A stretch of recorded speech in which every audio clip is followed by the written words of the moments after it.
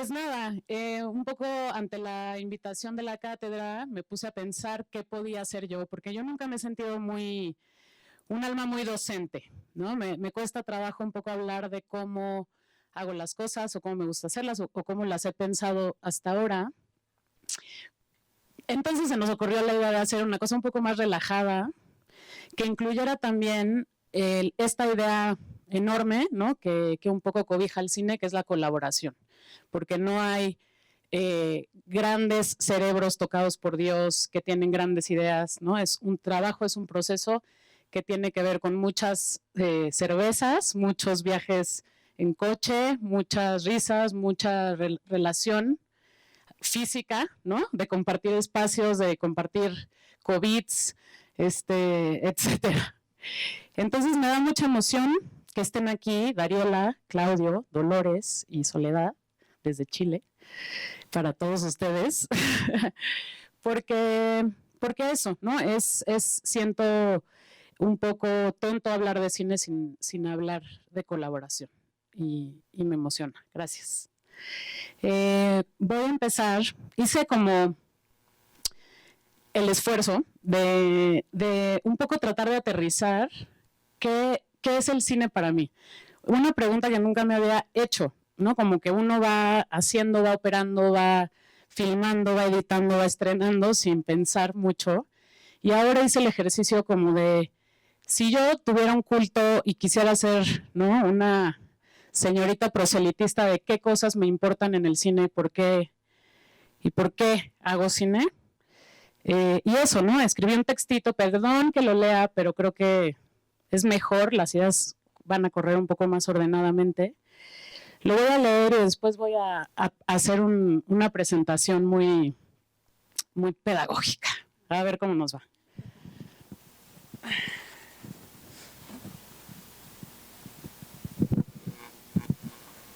El arte ha tenido como objetivo hacer un retrato holístico de la experiencia humana, emulando la vida, sugiriendo sus contornos, provocando sensaciones desde la abstracción.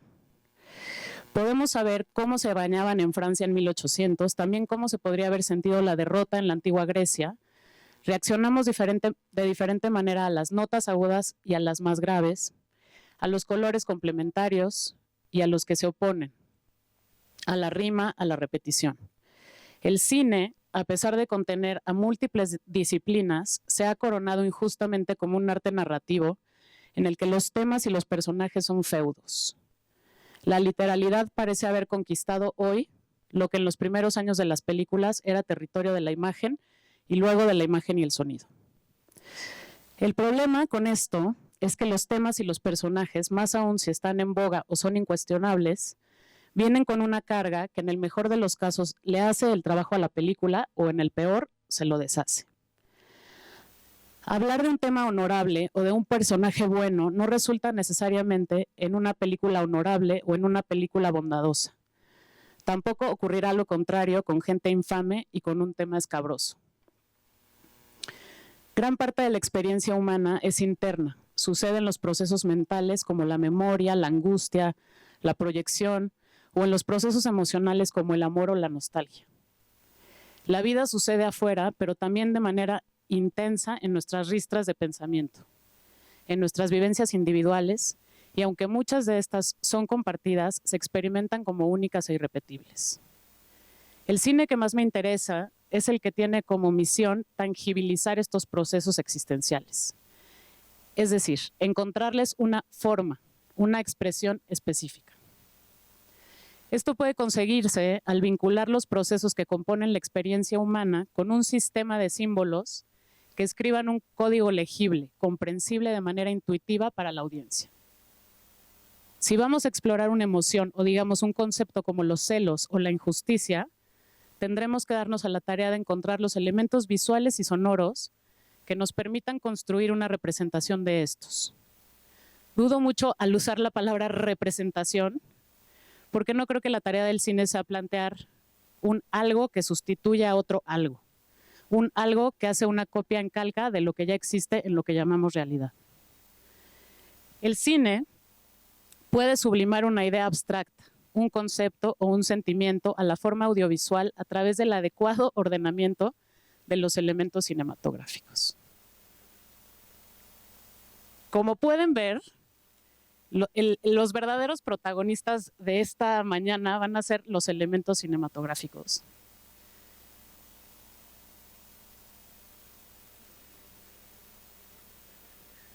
La hice que durara mucho porque se me hacía que tenía que tener, nos faltó un efectillo sonoro, creo, pero bueno. Quiero hablar de los elementos cinematográficos porque son los ingredientes que nos van a ayudar a cocinar cualquier caldo cinematográfico. Los elementos cinematográficos de los que voy a hablar, porque no quiero limitarnos a pensar que estos son los únicos elementos cinematográficos. Podemos decir que además seguramente se irán inventando nuevos elementos o iremos descubriendo cómo podemos manejar otros elementos. Pero me quiero clavar en estos porque siento que son como los más obvios, los más recurrentes y los como indispensables también, ¿no? Vamos a hablar de fotografía, de diseño de producción, o sea, de dirección de arte, de vestuario, de dirección de actores, de maquillaje y pelo, de sonido y de música. Y tampoco me voy a hacer como una indagación muy profunda porque no tenemos el tiempo aquí conmigo y no dar nada más una cosa como tan frontal, ¿no? Seguramente también estoy dejando cosas fuera y pido una disculpa por eso y si me cachas alguna, Dari, me dices. Cuando pensamos en la fotografía de una película, pensamos en varias cosas. Pensamos en el aspect ratio, el encuadre, la óptica, la luz y el color, el movimiento del ritmo y la velocidad. Todas estas estos pequeños integrantes de lo que conforma la fotografía de una película nos van a ayudar a enarbolar una sintaxis, una gramática en la película. Estas pequeñas decisiones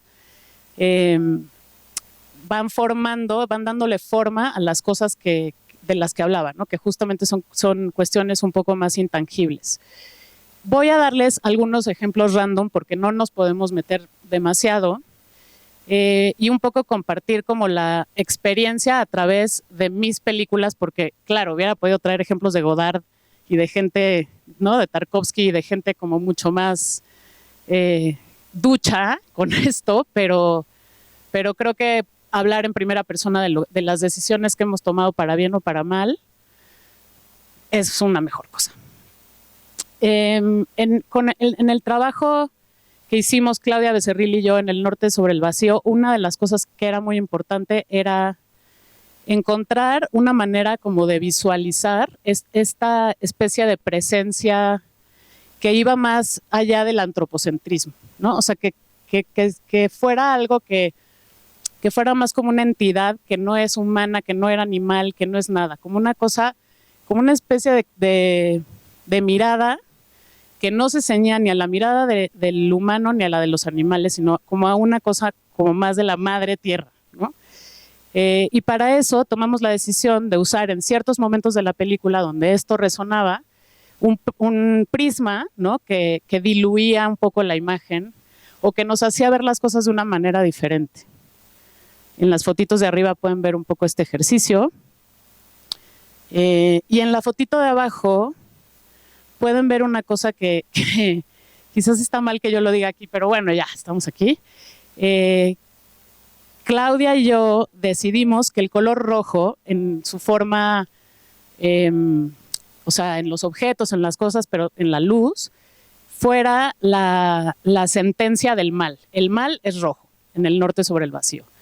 Y es súper, si tú ves la película con esta idea, es la manga que quema el árbol, es roja. Cuando don Reinaldo se sube a su camioneta, a esta camioneta y se prende roja, es en el momento de mayor maldad. En fin, ¿no? Si ven la película con esto, van a ver las decisiones que tomamos y van a ver que no son decisiones erráticas, ¿no? Que había como una idea y una intención detrás. estas son algunas de las cosas que podemos hacer desde la forma.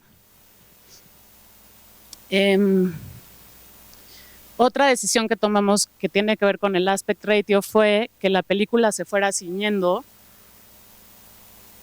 Aquí tienen un video con la película acelerada, en donde pueden ver que empezamos con la película muy cuadradita, 16:9, y que fuimos ciñéndola hasta que llegamos a un 2:35, que es un poco lo que pasa con los personajes, ¿no? Se van como encerrando y decidimos que el cuadro hiciera lo mismo, como muy activamente, muy evidentemente, aunque claro, si ves la película no lo sientes, es una cosa que sucede sin que tú estés como consciente de que te están encerrando, ¿no?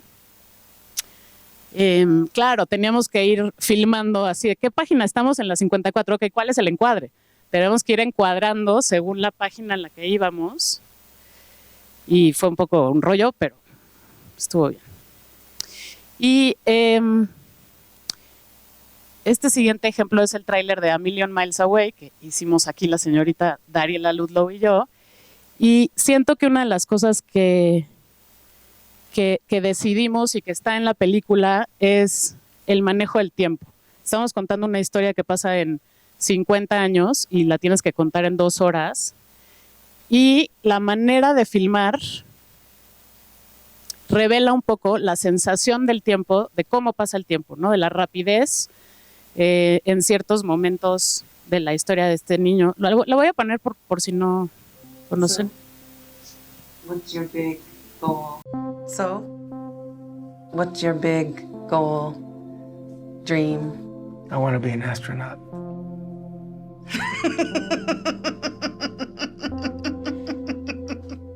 Oh my God. You're serious? Okay. I wanted this for almost 30 years. Ma, ¿para qué sirven las estrellas? Every decision I've made with the space program in mind. Who the hell are you? I'm Jose Hernandez, sir. I'm an engineer. You're the new guy, right? That 3rd floor men's room needs toilet paper. Going to space. It's a stupid dream. Last 10 candidates were chosen from 12,962 applicants. It's never gonna happen. Those people who got into the program, what do they have that you don't? They have skills that I don't have. It's taken them years to get where they are, but there's no guarantee.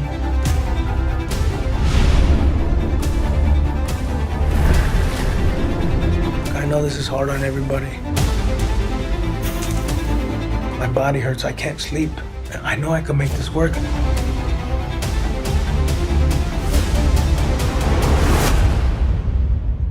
Over the last 10 years, I've applied to the space program 12 times, and I've been on the verge of giving up after each and every rejection. But you know what, sir? Here I am. So you could turn me down again, but rest assured, I'll be standing here again in a year.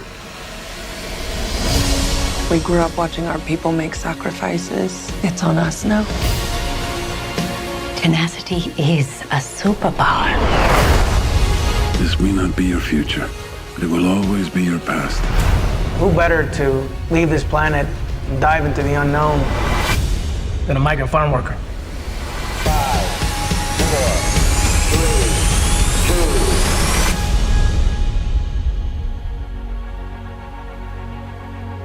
You're not crying, are you, Pa? No, hombre, no. Some dirt got into my eye. Bueno, voy a regresar a mi diapositiva inicial, porque, o sea, lo que quiero decir es que con cada decisión que uno toma sobre estos temas va diciendo cosas, va escribiendo cosas. El cine es una escritura continua y cada decisión que uno va tomando, queramos o no, sea esto una acción voluntaria y una decisión que se toma, va a tener una consecuencia en el discurso y en el todo, ¿no? Ya di un par de ejemplos, ¿no? Cómo podemos jugar con el aspect ratio, cómo podemos decir, y además, digamos, no hay nada preconcebido, no hay nada que signifique nada. Claro, las cosas están cargadas, ¿no? Hacer un encuadre, hacer un primer plano no es lo mismo que hacer un plano general, y podrías decir que es más opresivo un primer plano, pero uno puede resignificar la imagen a que signifique lo que uno quiere. Quizás en esta película los contrapicados van a sobajar a los personajes en vez de enaltecerlos, ¿no? Pero eso es una cosa que tenemos que hacer como condicionamiento pavloviano casi, ¿no?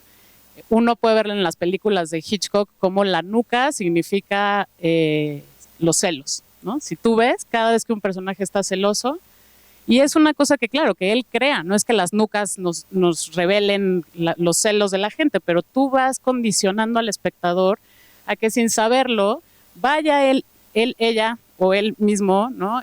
Entendiendo y haciendo como una lógica visual y sonora que no tiene que ver con la literalidad y el texto, ¿no? Eso es un poco lo que quiero decir con todo esto. La óptica, por ejemplo, las decisiones que uno puede tomar con respecto a la óptica con la que se filma una película. Esto va a afectar evidentemente la apertura del lente, la profundidad de campo, qué aberraciones y deformaciones va a tener la imagen, y eso debería tener un sentido o debería tener una intención, ¿no? En mi mundo, en mi secta, pues. O sea, entiendo que hay gente que filma de maneras diferentes, pero en mi secta yo creo que las cosas deberían tener una razón.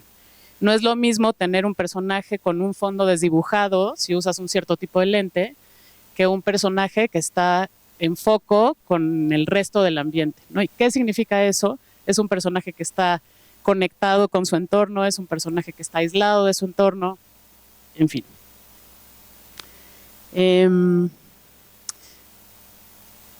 La luz y el color obviamente se toca con el diseño de producción, no es una cosa solamente de foto que hablaremos con Claudio más adelante,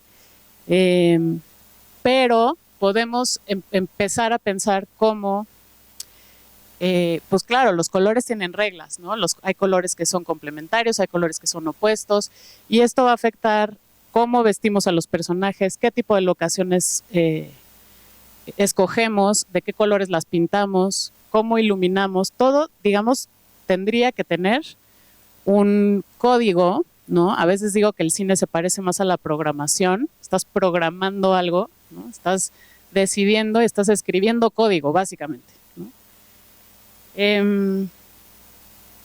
El movimiento y el ritmo tiene que ver, obviamente, con los movimientos de cámara, cómo se mueve la cámara. Es una cámara en mano, es una cámara que se mueve más dulcemente con un dolly, qué significa la dirección hacia donde se mueve la cámara, y eso, ¿no? Podemos ir resignificando. La cámara en mano no nada más va a ser, ay, el personaje está inquieto, ¿no?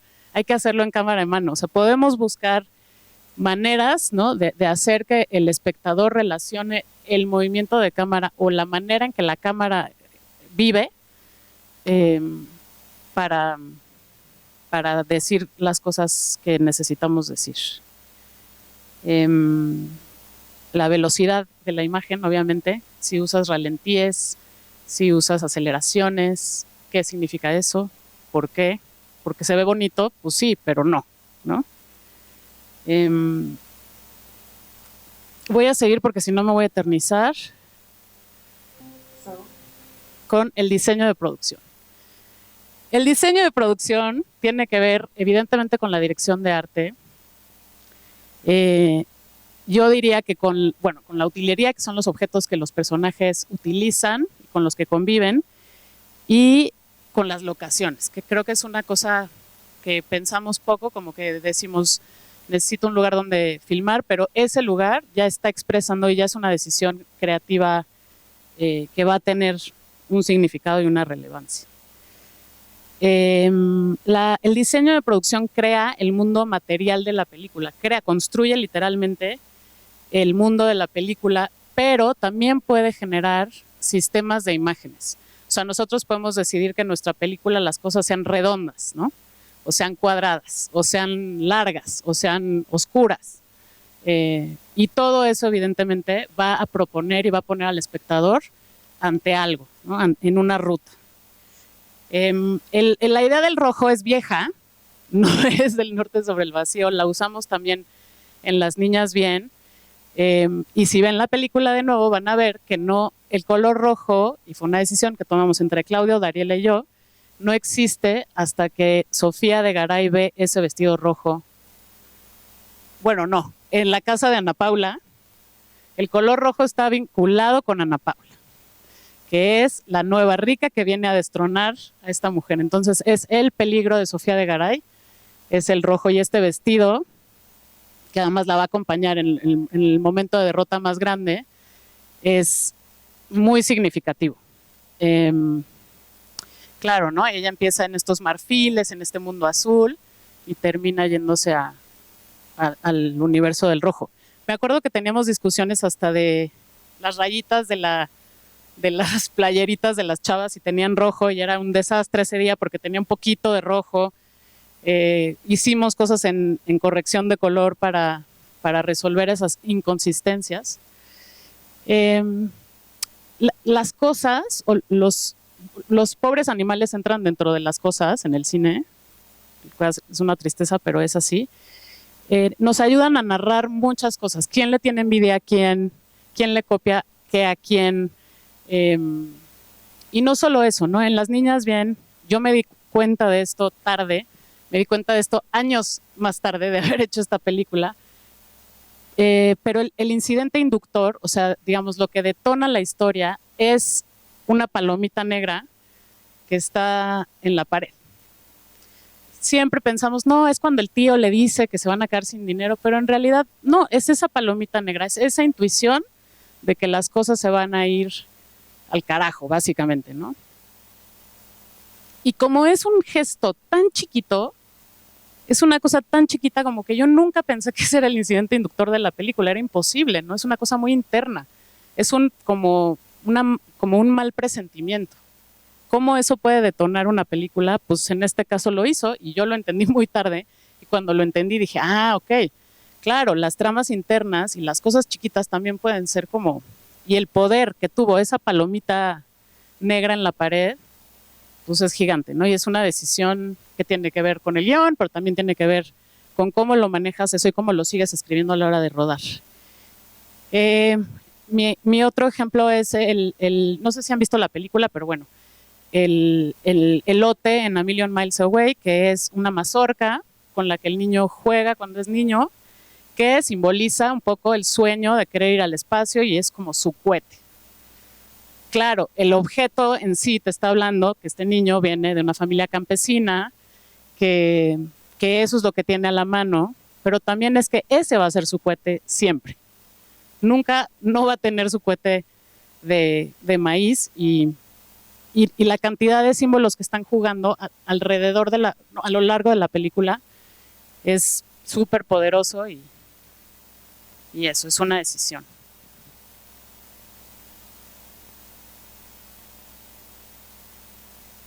Sigo con Las Niñas Bien para platicar un poco de vestuario. A mí me da mucho coraje que el vestuario y el maquillaje son como departamentos menores en este oficio nuestro y son, o sea, mucho de lo que se narra a través de estos departamentos y no tiene que ver con el buen estilo o el mal estilo o la gente guapa o la gente fea. No, hay mucho de lo que se está narrando que atraviesa este arte.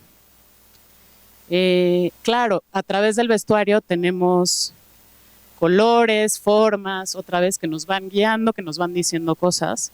Y aquí mis ejemplos son las transiciones de oposición que suceden entre Ana Paula y Sofía, ¿no? Sofía empieza la película con este trajecito como de Chanel, ¿no? Como muy, y vemos en la última escena de la película que la que trae ese tipo de indumentaria es Ana Paula, ¿no? Hay como un intercambio.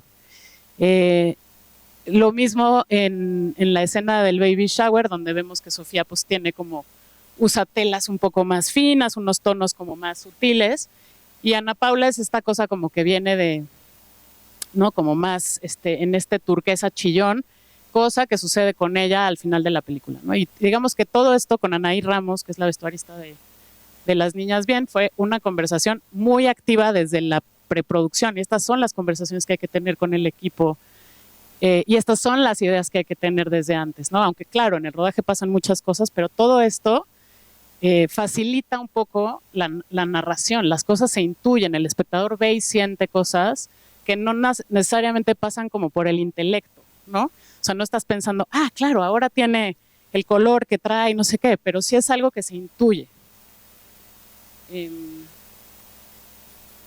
del lado derecho pueden ver una Sofía de Garay con una batita azul y con una batita morada, porque esa batita era originalmente morada, y en la post me di cuenta de que era una inconsistencia de color, ¿no? Que el salón de belleza es el Parnaso de Sofía de Garay y las cosas deberían ser azules, como en su probador, y como que había, y fue tan fuerte como mi histeria con este error, que fue como, ¿qué podemos hacer? Y cambiamos el color de la batita a que fuera azul, como todo en su probador idílico, y para que tuviera sentido.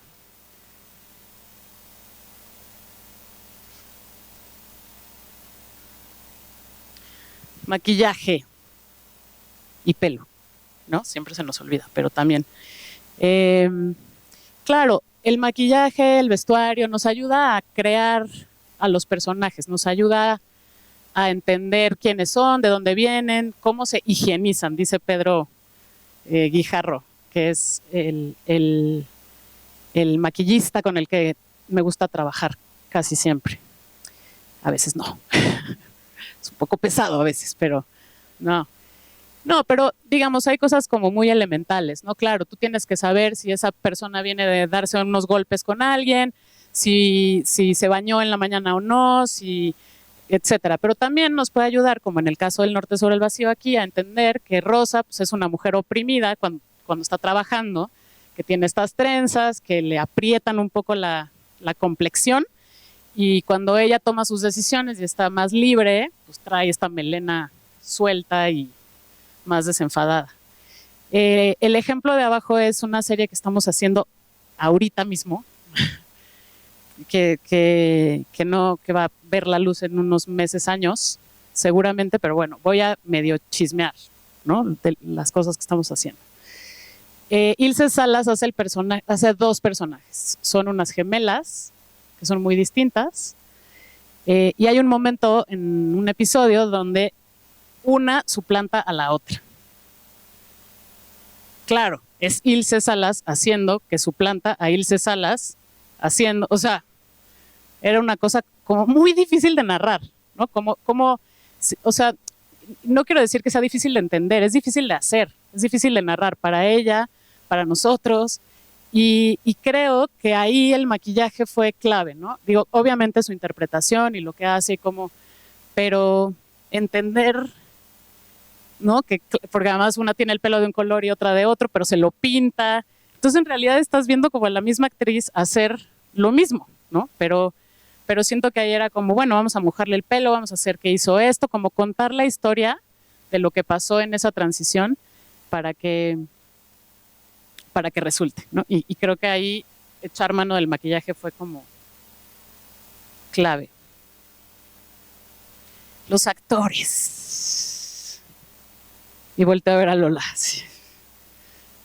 Los actores.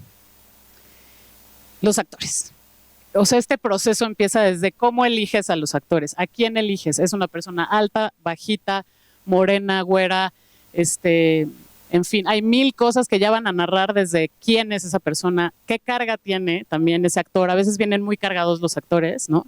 No es lo mismo tener a Diego Boneta que no tener a Diego Boneta, ¿no? Y lo digo porque lo acabamos de tener y él ya viene con una carga Luis Migueliana, ¿no? Que obviamente va a venir a hacer algo a tu proyecto. Pero bueno, la fisicalidad, lo físico, lo que ya viene con el actor, evidentemente es importante. Y luego lo que hace el actor, ¿no? Que tiene que ver con el gesto, con cómo se mueve, con las decisiones que va a tomar el actor contigo, o solo, sola, y que van también a programar, ¿no? Si esta persona es miope, pues entonces va a hacer, ¿no? Como que está tratando de ver mejor las cosas, o si va a rascarse atrás de la oreja cuando miente, en fin, ¿no? Hay mil cosas que se pueden decidir en conjunto y que van a apoyar el discurso de la película. Hay cosas que tienen que ver como nada más con ponerse ahí, ¿no? Y este ejemplo de Semana Santa donde Anajo y yo decidimos hacer una especie de piedad que te habla pues del destino que va a tener ese niño. Ese niño es un niño bastante muerto, ¿no? Es un niño que ya está siendo tratado como como eso. Y es una imagen, no hay nada, no está haciendo nada, ¿no? Simplemente se puso la toalla en la cabeza y se convirtió en una virgen y ya. Me gusta mucho el ejemplo de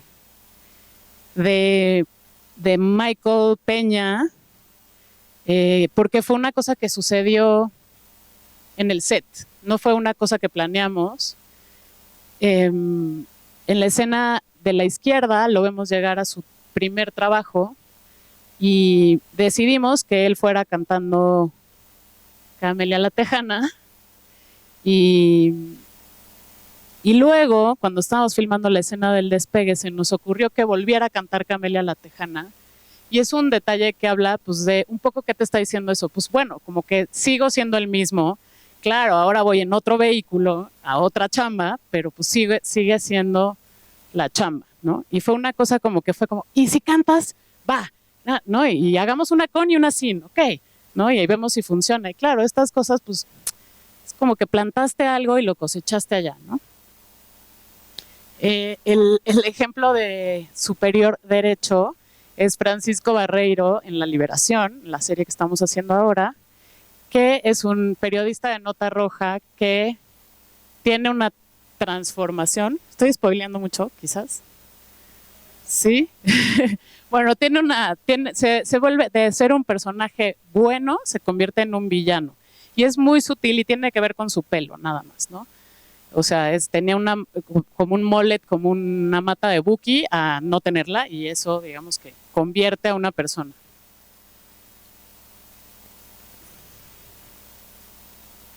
El sonido.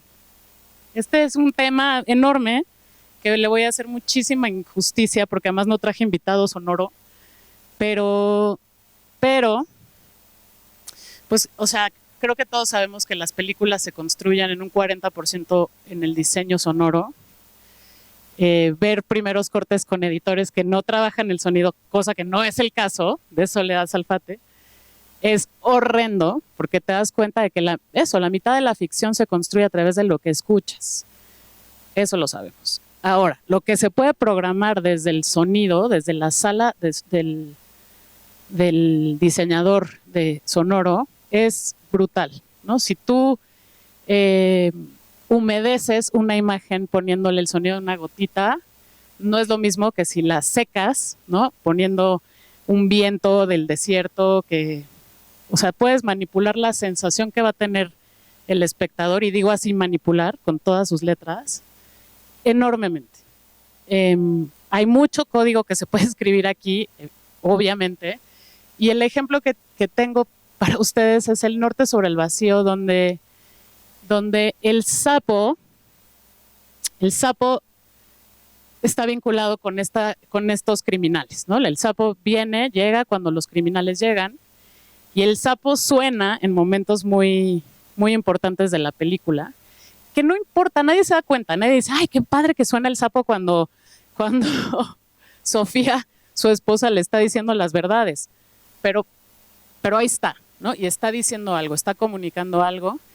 El sapo suena cuando el peligro acecha, las moscas suenan cuando la muerte llegó, por decir cosas muy didácticas, ¿no? Evidentemente hay 4,000 otras cosas que están funcionando y que están operando y que están construyendo algo que va a recibir el espectador.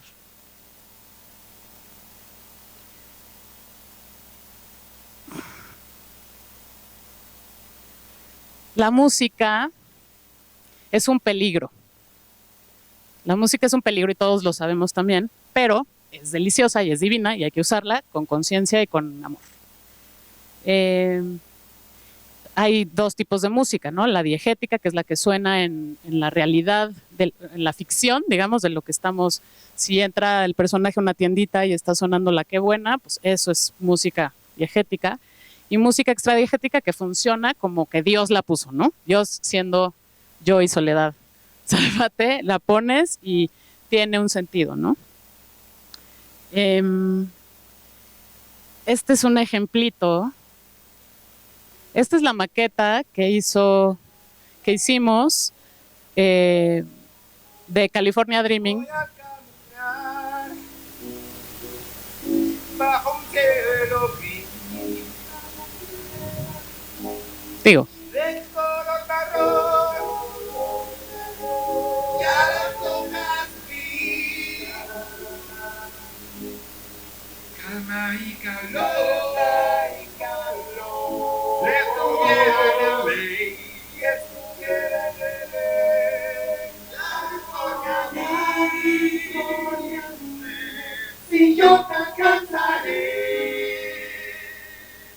hay 1000 versiones de esta canción en español, 1000, o sea, las conozco todas, pero decidimos hacerla otra vez porque queríamos hacer que la canción se volviera una canción en inglés cuando los personajes cruzan la frontera.